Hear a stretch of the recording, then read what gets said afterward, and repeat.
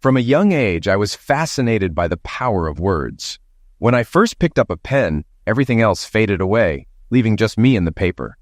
This passion grew as I got older, turning writing into a way to process my experiences and find meaning in life. Meeting Connie was transformative. She was everything I had dreamed of and more. Our love story was like a novel, filled with joy, laughter, and occasional heartbreak that we always overcame together. We built a life, a family, and memories that I thought would last forever. But life took unexpected turns, changing everything. My daughter visited me today, but it wasn't a pleasant experience for either of us. Despite her kindness, the years of separation and deep wounds made it hard for me to return her affection. She spoke calmly and left without achieving her goal of reconnecting. I promised to consider it, but after she left, I broke down in tears. Megan, now with her own family, still reminds me of the little girl I once held. She's intelligent, articulate, and beautiful, a wonderful wife and mother, much like her mother in both looks and stubbornness. She's everything a parent could hope for. So why haven't I spoken to her until today? It started 5 years ago with her mother's actions. The last words I spoke to Megan were at her mother's funeral. Overcome with emotion, I told her she was as dead to me as her mother. I did the same to my son Stuart and made it clear to everyone present. The shock and pain in their eyes haunt me to this day. I walked away holding the hand of my youngest daughter, Faye. I fell in love with Connie almost instantly. It felt like we had always been together.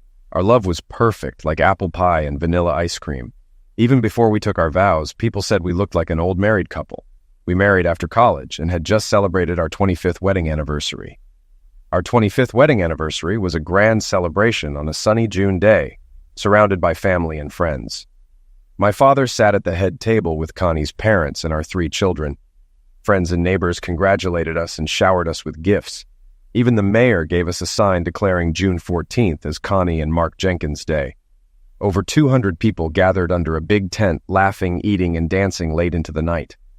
During our vow renewal, tears flowed freely.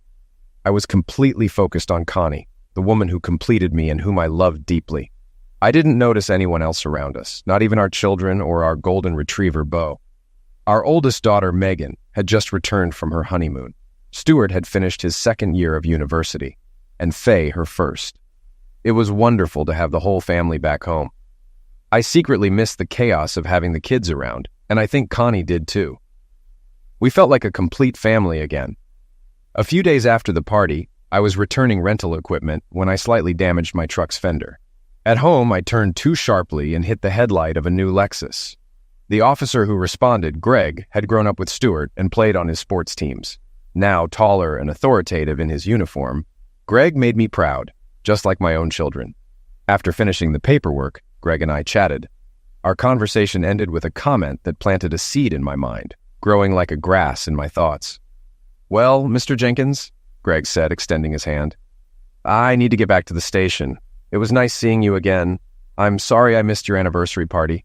My parents said it was great." We shook hands, and I felt proud of the man he'd become. "Oh, and tell Mrs. Jenkins to stop at stop signs from now on," he added with a mischievous grin. "Next time, it won't just be a warning." My confused look must have given me away. "Oops, I didn't mean to say that," he stammered, embarrassed. I tried to ease his discomfort while figuring out what he meant. "It's fine, Greg. Connie doesn't always tell me about her tickets.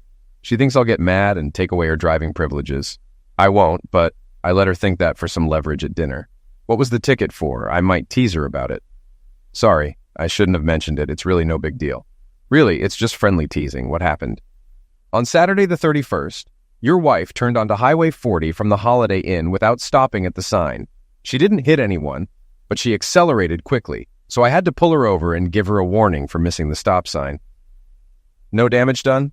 No big deal. Greg, you did the right thing. I'll remind her to watch her driving and tease her a bit. Thanks. It was nice seeing you."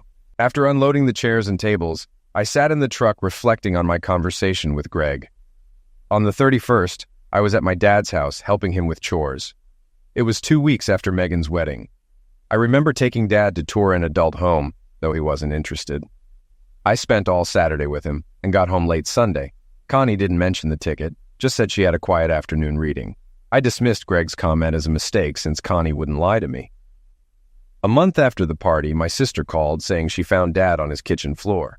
He'd fallen, but wasn't hurt, just confused.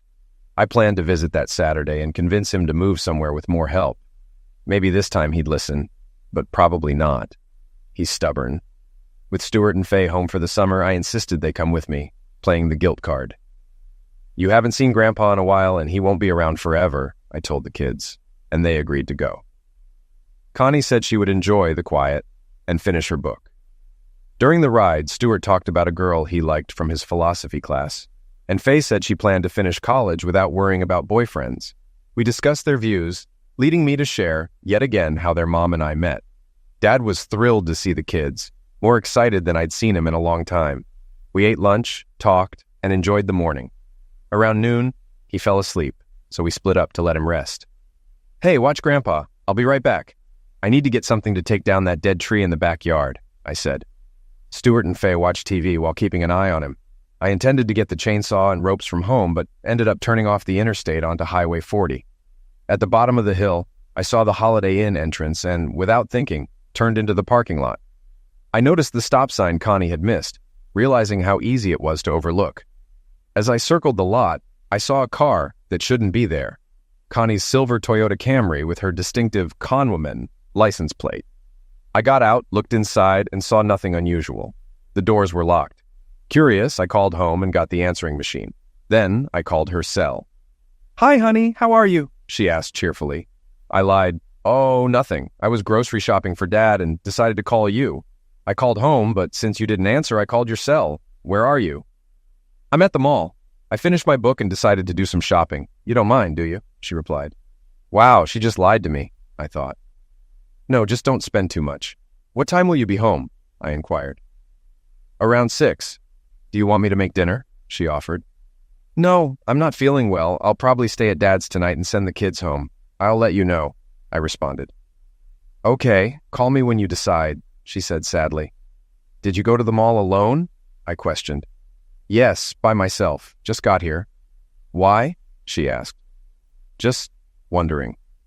Have a good time and avoid Greg at the Holiday Inn stop sign tonight, I warned. Bye, she said. After hanging up, I heard a muffled scream from the hotel's direction but saw nothing.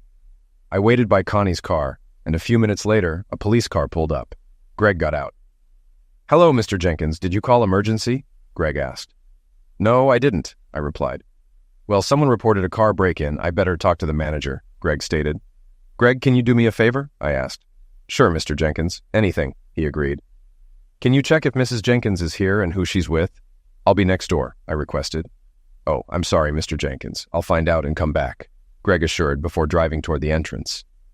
After a long wait, I heard sirens, saw an ambulance arrive, and watched them load someone inside.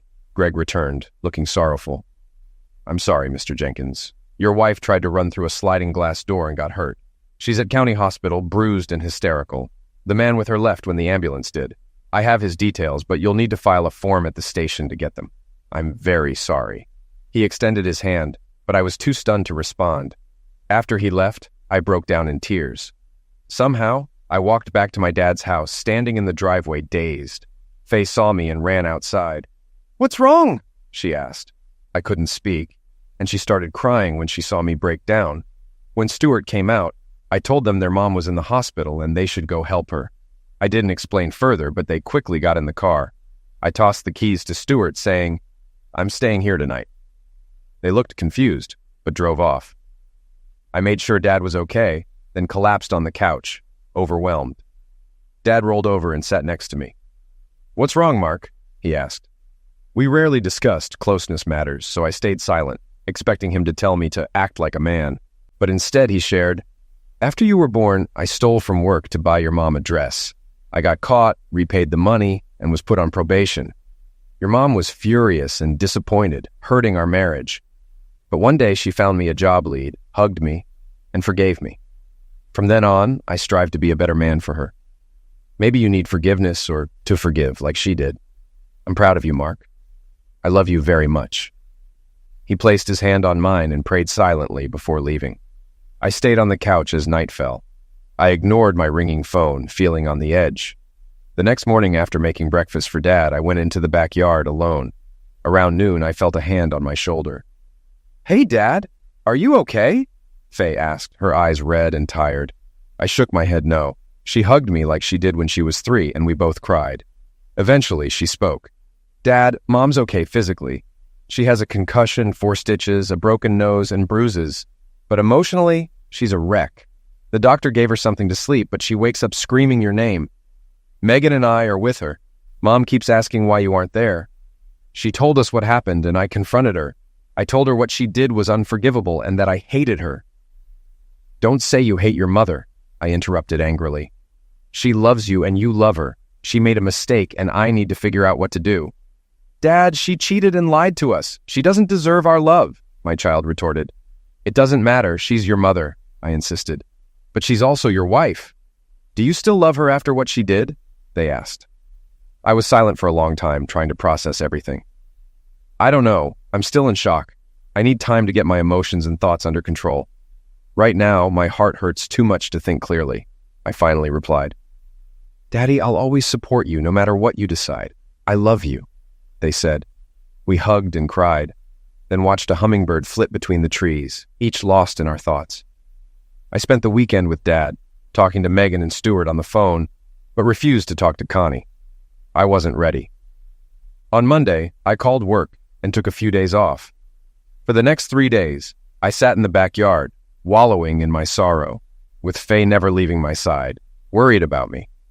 I thought about the 25 years Connie and I had spent together. Things weren't perfect, but the good times far outweighed the bad. I didn't know all the details of what she had done, and I didn't want to. The little I knew was already too much to bear. The lunch Faye brought me lay uneaten next to a roll of paper towels I'd used to wipe my tears. 2 days had passed since my world turned upside down, but my thoughts were no clearer than before. Hey, Mark, a familiar voice jolted me from my thoughts. Without turning, I muttered, Hi, Connie. She sat down across from me, and I could see she looked awful. If I looked half as bad, I might as well be in the morgue. I'm sorry, Mark, she said, staring at her bruised hands. Her face was covered with bandages, bruises, and stitches. She looked terrible, and my broken heart made her seem even uglier. Mark, I came to apologize. I know it's not enough, but it's all I have. Megan drove me because I can't drive myself. I needed to see you, to talk to you about what I did. It was my fault, not yours. You didn't deserve any of it. I hurt myself as much as I hurt you. I might have ruined something more important to me than life itself. I want to explain, she began. No, I don't want to hear it. Knowing what I know is already destroying me inside. Don't say anything more, I interrupted. But Mark, if you understand why I was weak, maybe you'll forgive me. It started, she continued. No, I said I don't want to hear it, I shouted. Please, Mark, we can heal and be a family again. Just listen, she pleaded. I said no, I repeated, standing up and walking away, leaving her sobbing. Daddy, please listen to her, Megan said, catching me in the kitchen. She needs you to listen and forgive her. I turned to Megan and said, if you think listening to her will help, you're more deluded than she is. If she needs to soothe her conscience, let her write a letter. I can't listen to her excuses for ruining our 25-year marriage. I don't have the strength to forgive her right now. I got in my car and drove away, not knowing where I was going or if I would return. When I returned to Dad's the next day, Faye greeted me with a smile and a hug. Her smile reminded me that happiness still existed, giving me a glimmer of hope. But it didn't help me decide if my actions would make anyone else smile. Dad, I've decided to move in with you for a while. I need some time away and you need help with cooking and cleaning. Believe me, Dad, I've tasted your cooking and you need more than just eggs and bacon. Faye added, can you help me get some things from home? I can't go there while Mom's there, and I need work stuff too. Tell everyone I'm living here until I find a permanent solution. Just say Mom and I are separated. No details. Okay, Dad. I'll get your list tonight. Should I tell Mom anything? Just tell her I'm living here and she doesn't need to call. I'll call when I'm ready. I gave Faye my list and discussed our new living arrangements with Dad. He seemed glad I was coming home, but sad about the circumstances. We even played checkers, something we hadn't done in years. He won, of course. When Faye returned with my things, the car was packed. I brought my stuff too, she said firmly. I'll stay in the guest bedroom until school starts. Her determined look showed she was serious. Later, I asked her what happened. Faye's face twisted in anger. Can you believe Megan and Stuart? Megan said you're being childish and should make up with Mom. Stuart said everyone cheats and you should forgive her. and get a girl on the side. They're wrong, Dad. You haven't done anything wrong, but everyone's blaming you. Mom ruined everything and doesn't deserve forgiveness. That's why I'm here. They think you're wrong for not apologizing and going back. I couldn't stand it, so I packed my stuff and left. Faye was on edge, and once her mind was made up, there was no changing it. I let her vent her anger in silence. For the next 2 months, I tried to live normally. I went to work, helped around the house, and taught Faye to make vegetable lasagna. Megan and Stuart called every few days asking when I was coming home. I imagined Connie behind them, waiting for my answer. I told them I was home with Dad and didn't want to talk about or to Connie. When they tried to push, I hung up. One day, Stuart showed up and said he had something important to tell me. We went to the backyard and sat on the patio. He could say what he wanted to say. Dad, you need to come home. It's been 2 months and Mom is worse. I have to go back to school soon and I can't leave Megan alone with her. Mom cries all the time, doesn't sleep or eat, and has lost a lot of weight. Friends are worried too. She just mopes at home and cries when we suggest going out. You've punished her enough. You need to get over this and come home. She's sorry you're hurt and she's hurt. Come home. I looked at my son, remembering the boy I coached and helped become an Eagle Scout, but he had changed. He thought what his mother did was okay, which contradicted the values I tried to instill. No, I thought Stuart was acting irrationally. Stuart, you're a man now, so I'll tell you this man to man. Get out of my house. How dare you accuse me of being immature? I'm not the one who messed up. If you support what your mother did, then you've changed for the worse. Go home and take care of her. I'll be here until I decide otherwise. Now get out before I kick you out. I went inside, and a few minutes later, I heard his car drive off. Faye went back to school in late August. I hadn't heard from Megan or Stuart, so I assumed Stuart was back at school and Megan was managing between her new husband and Connie. They didn't call. It was just Dad and me now. In mid-September, I got a letter from Connie. I tried to read it but had to put it away. My emotions were too strong. I had told Megan that Connie should write a letter to ease her conscience, but now that I had it, I couldn't read it. The wound was still fresh. Instead, I ignored it and moved on with my life. Faye called every couple of days to check on Dad and me. She said Megan and Stuart were taking care of their mother. She planned to come to my birthday party at the end of October and hoped I had decided about my future. Sitting in uncertainty didn't help anyone. I told her we would talk. On October 30th, I turned 50 and made my decision. Faye showed up that morning with plans to take Dad and me out for a big Italian dinner. She wanted to show me what real lasagna tasted like. I smiled, probably for the first time in months. We returned late from the restaurant. After settling Dad into bed, I joined Faye in the living room with a beer. So, Dad, can you tell me what you've decided? Faye asked directly. Sighing, I began, I've decided I don't know everything, including why she did what she did. My stubbornness and refusal to talk won't solve anything.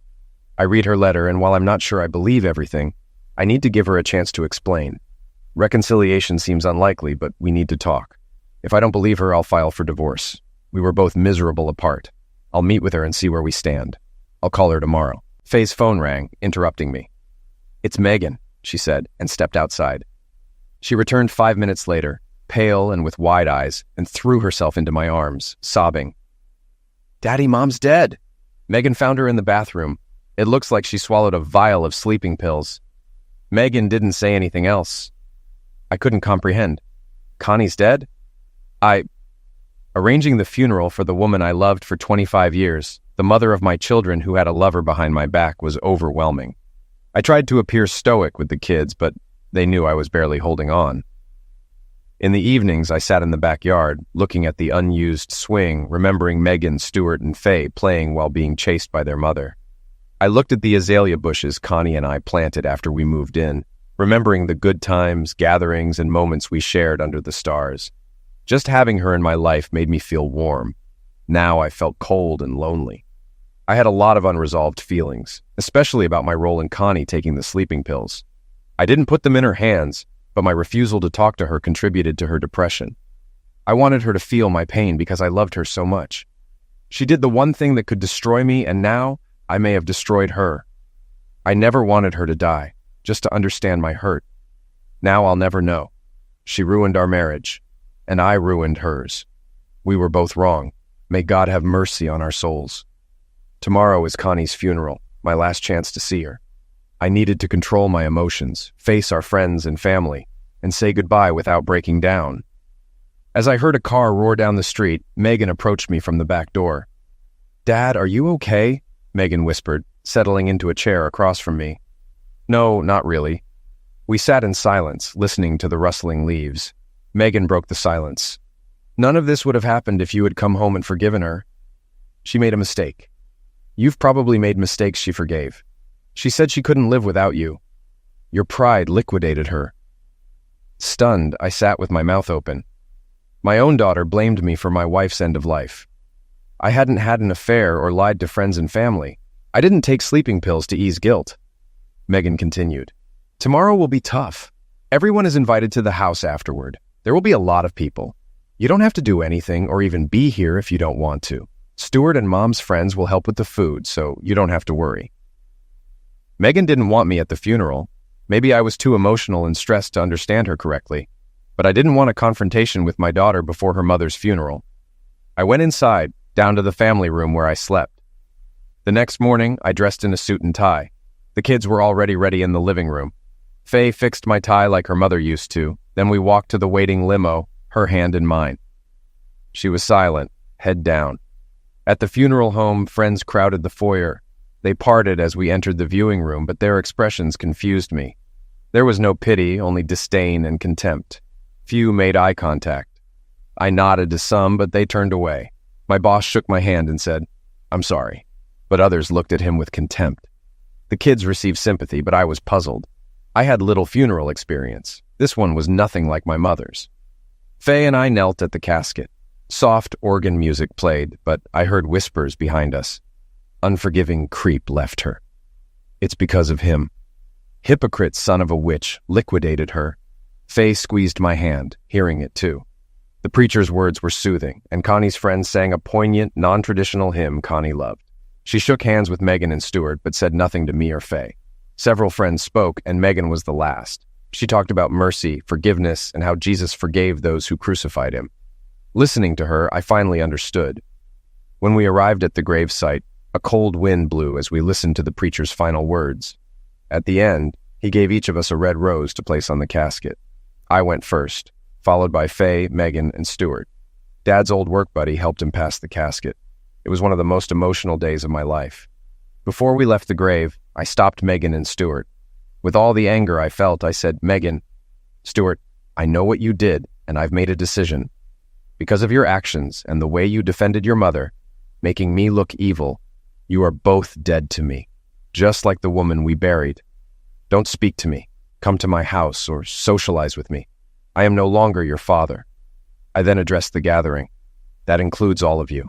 Shocked by my hostility, I took Faye's hand and walked to the limo. We left with my father in his wheelchair, leaving Megan and Stuart behind. Only my boss, his wife, and 2 old friends came to the funeral. They, along with Faye, were all the friends I had left. Megan and Stuart went to her house for comfort. Faye later told me everyone believed I pushed Connie to self-destruction by refusing to forgive her. Faye returned to school, leaving me alone and friendless. When she came home between semesters and during spring break, it brightened my gloomy life. Megan stayed with her husband's family, and Stuart went back to school. I focused on work to cope with the pain. Often I woke up expecting Connie beside me or tormented by thoughts of her affair with John Jablonski. In her letter, she revealed her lover was an old neighbor who even attended our 25th anniversary party. Over time, the pain became easier to bear. Megan had a baby girl named Connie and later a boy named Chance. I never saw my grandchildren. Stuart married his college sweetheart, but they divorced 2 years later after he cheated, adopting the same behavior he defended in his mother. He moved to California, and I never saw him again after the funeral. Faye keeps me informed about the family, slipping bits of information into conversations because despite everything, they are still my children. My boss became my closest friend, supporting me through tough times and even giving me a year to get back on track, which motivated me to excel. 4 years later, I was promoted to senior manager in Florida.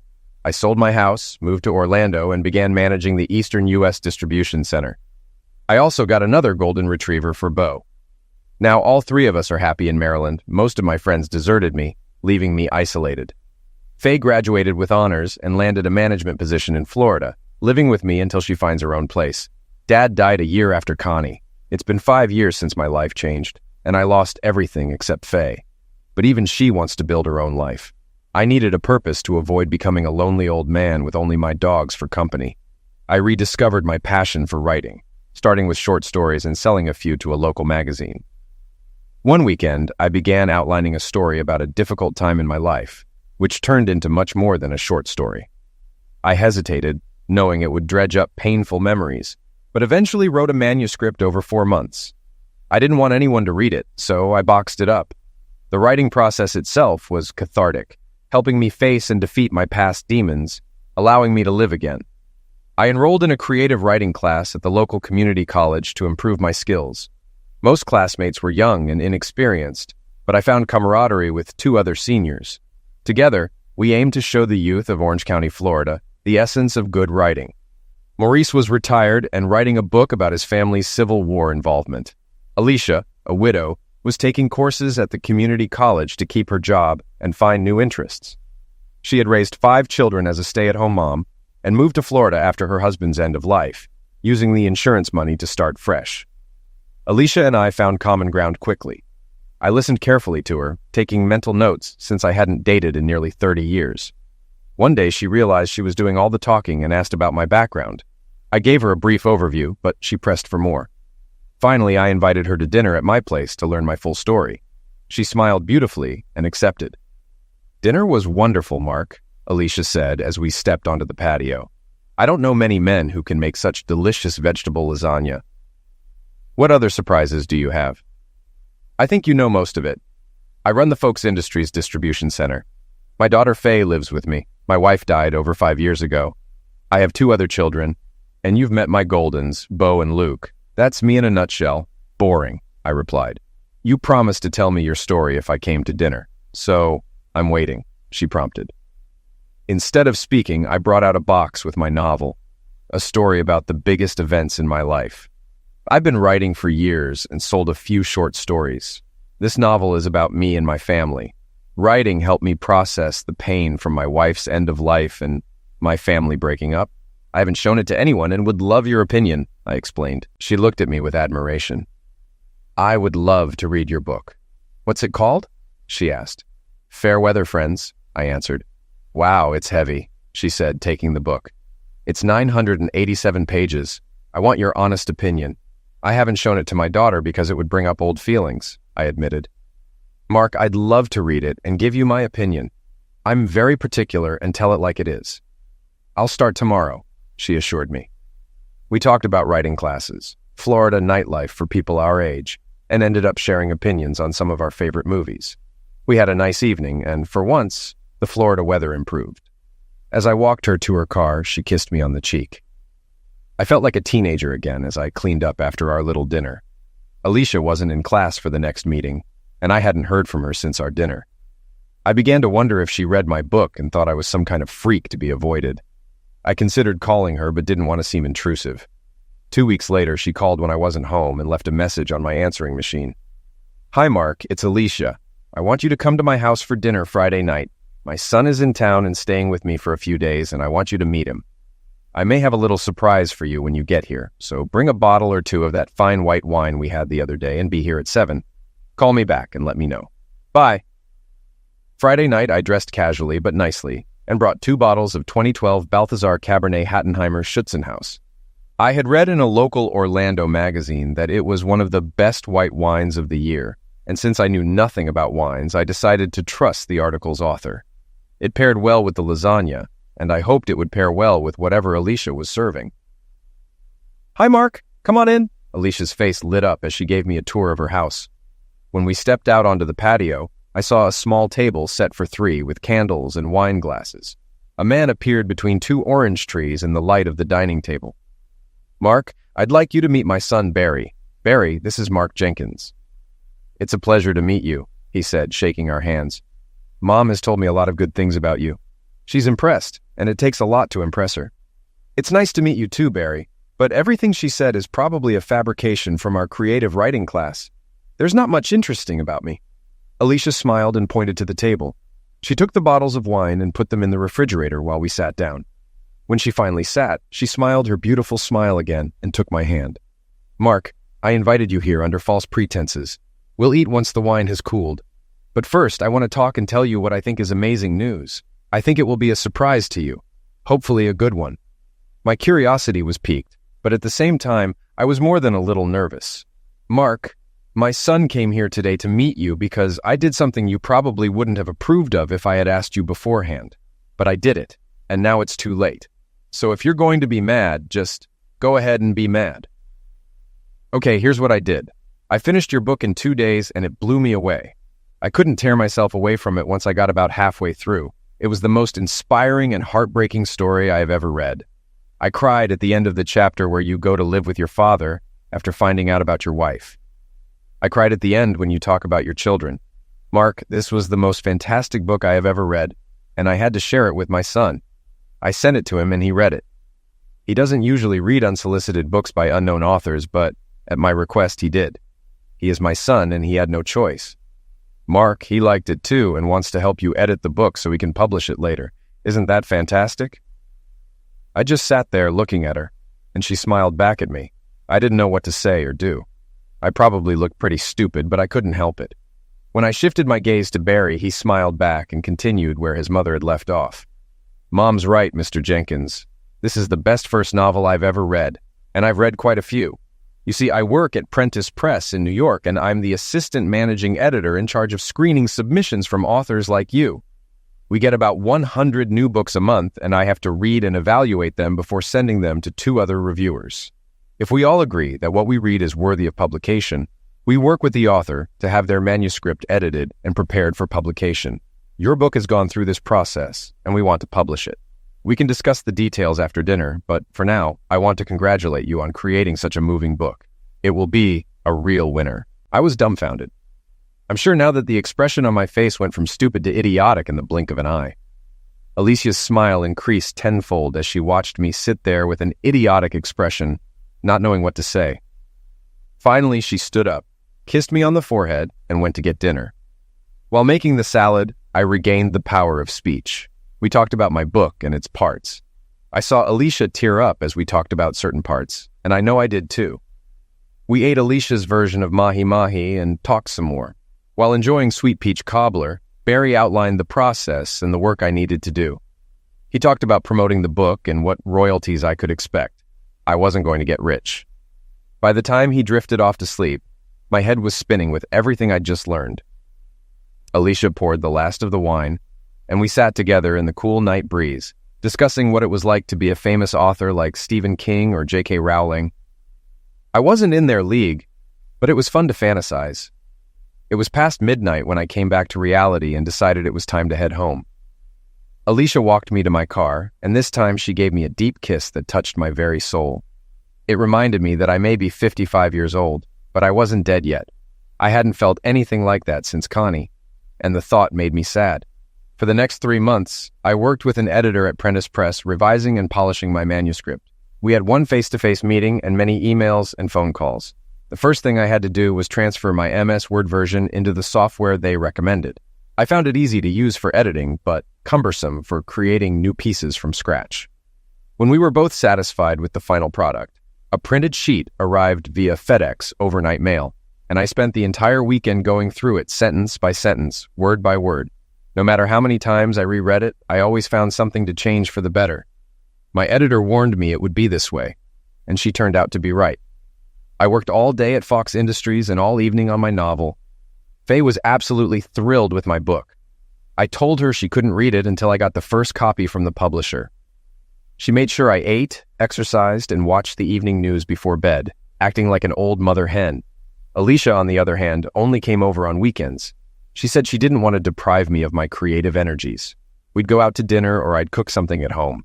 We talked about everything. Nothing was off limits. No expensive psychiatrist could have done more for me than she did. The more I talked about my past, the better I felt. Apparently, I had never gotten over what Connie had done to me and what I had done to her. I now realized we were both to blame, and each of us was in our own story. Our friendship grew stronger, and the day I sent Prentice my latest changes to the galleys, she said she was going to reward me. When I finished, she stayed the night, and we rewarded each other repeatedly. Faye came home for a few minutes, and when she realized I had company, she went back out to stay with her boyfriend.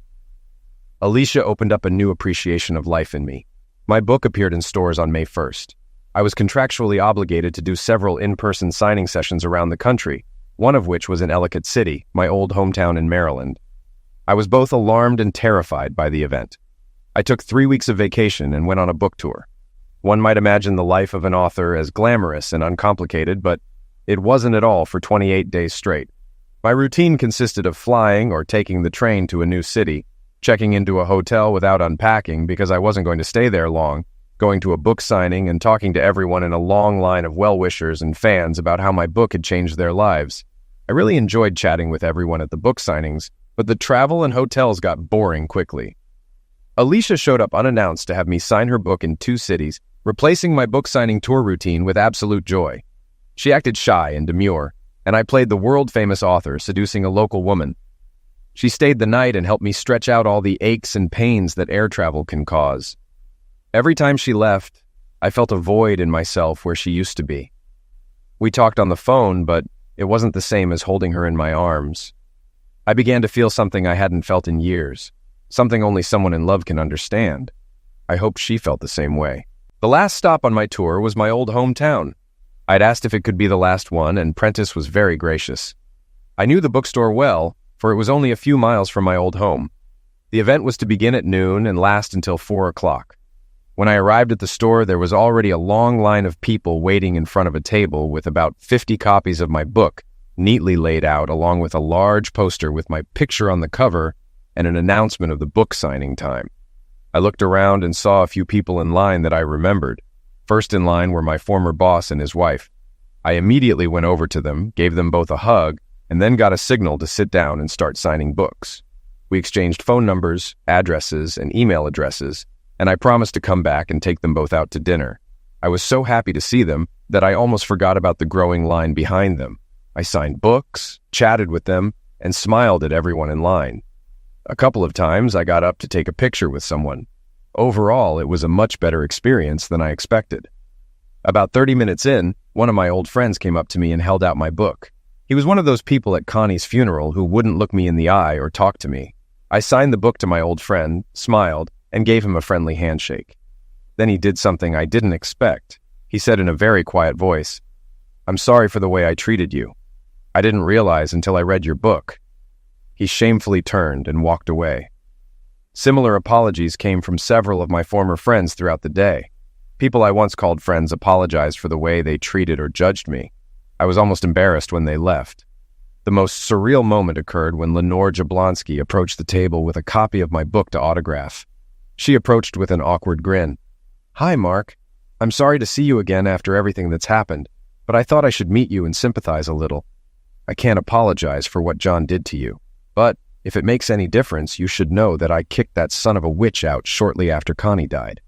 We've been divorced for 4 years, and I'm engaged to a contractor from Annapolis. And just in case you heard anything, there was a rumor going around town that you were looking for John to get a little revenge for the pain he caused. He must have heard that, because one day he quit his job and took a position in Saudi Arabia as a computer consultant. I haven't seen him since. Oh, and yes, I'm the one who started the rumor." She stood in front of the desk, smiling and holding out the book. I didn't know what to do or say. After a moment of silence where we just looked at each other, I took the book and signed, "To Lenore, no fair weather friend. I hope that some of the words in my book will help you find your deliverance as I have found mine. Thanks for listening, Mark." I walked around the table and we hugged for a moment before she left. By the end of the appointed time, there was still a line in front of the table. I looked up and was stunned. Megan was standing by one of the book racks, watching what was going on. She didn't come over or say anything, and she had a rather subdued look. When I looked up while signing the next book, she was gone. I got up and looked around, but she was already gone. Last in line was Faye. We hugged and made small talk as she walked me to her car. She drove me back to my hotel, and no, it wasn't a Holiday Inn. We sat in the car for a long time talking about Alicia. Faye liked her and hoped I did too.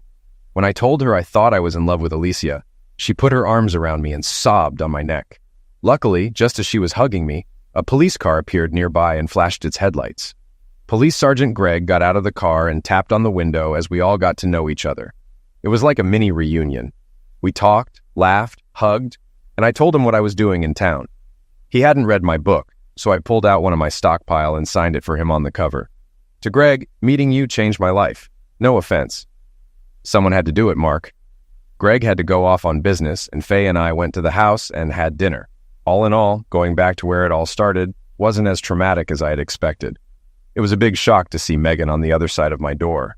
Alicia and I had just finished breakfast and were discussing the latest New York Times bestseller list, and the fact that Friends in the Weather was ranked third in the nonfiction category. But all that faded into the background when I saw my daughter. "Hi, Daddy. How are you?" asked Megan with a note of embarrassment in her voice. "Hi, Megan. I'm fine. What can I do for you?" I replied. "I was just in the neighborhood and thought I'd stop to see how you were doing," she said. "This neighborhood is 900 miles from yours, Megan. A little out of the way, isn't it?" I responded. I felt a hand on my shoulder and turned to see Alicia standing there. "Would you like to introduce me, Mark?" she said with a commanding note in her voice. "Alicia, this is my daughter Megan," I introduced. Alicia squeezed past me and hugged Megan tightly. "Come on in. I've heard so much about you." The two women completely ignored me as they made their way into the living room. They sat down at the table and talked nonstop for an hour, leaving me to clean the kitchen and take care of other household chores that needed to be done. I only passed by the living room a couple of times during the cleaning, and they chatted and giggled the whole time. Alicia oohed and awed when Megan showed her pictures of her kids. "Honey, come out here and join us," Alicia called out. I immediately knew I needed to follow orders, so I came out and sat down next to her. She grabbed my hand more to keep me from leaving than as a sign of affection. Megan stared at our intertwined fingers. Everyone was silent for longer than seemed comfortable. "Okay, since neither of you want to speak, I'll do it," Alicia said sternly. "Mark, I invited Megan here because she wants to tell you something. I knew you wouldn't invite her, so I did. I know I'm just a guest in your house, but if you want me to continue being a guest, you're going to sit here and listen to her." My gaze darted between Megan and Alicia. They had me cornered, and I didn't want to start another argument. So I sat back and prepared myself. "Dad, I came to see how you're doing. And that's no lie, I also came to apologize. Dad, I was wrong about many things, especially about you.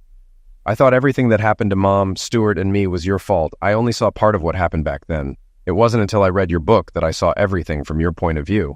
I felt so foolish after reading what you wrote and realizing how hurt you were. I guess I never thought you had feelings because you barely expressed them when we were little. Your book helped me grow up. I never realized that, though I'm a grown woman with a husband and children, I was still an innocent little girl to you. I always thought Mom was a saint, even after the horrible things she did to you. You always seemed strong and confident, unaffected by anything. But I see now that it was a facade. You used it to protect your feelings. Mom broke through that shield and hurt you more than I could have imagined. I believed that if you had been strong and forgiven her, everything would have been okay. I didn't realize you were strong. So strong that you stepped away from the one you loved for over 25 years to protect all of us from her mistake. Dad, I'm sorry for not giving you your due.